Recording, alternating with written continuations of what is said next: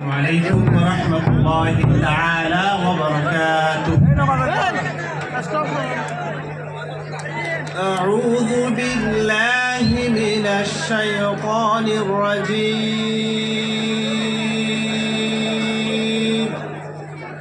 بسم الله الرحمن الرحيم.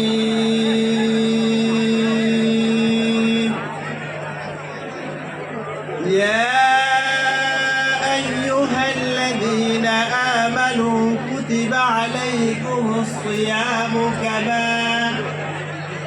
كما كتب على الذين من قبلكم لعلكم تتقون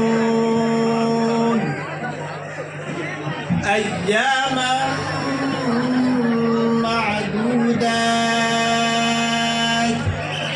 فمن كان منكم مريضا أو على سفر فعدة من أيام أخر وعلى الذين يطيقونه فدية طعام مسكين فمن تطوع خيرا فهو خير له وأن تصوموا خير لكم إن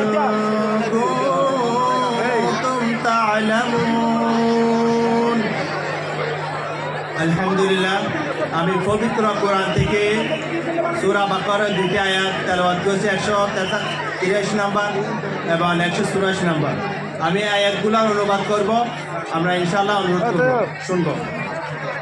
হে মানুষগণ, তোমরা যারা ঈমান এনেছ, তোমাদের উপর রোজা ফরজ করা দেওয়া হয়েছে, যেমনি করে ফরজ করা হয়েছিল তোমাদের পূর্ববর্তী লোকদের উপর, যেন তোমরা এর মাধ্যমে আল্লাহকে ভয় করতে পারো। রোজা ফরজ করা হয়েছে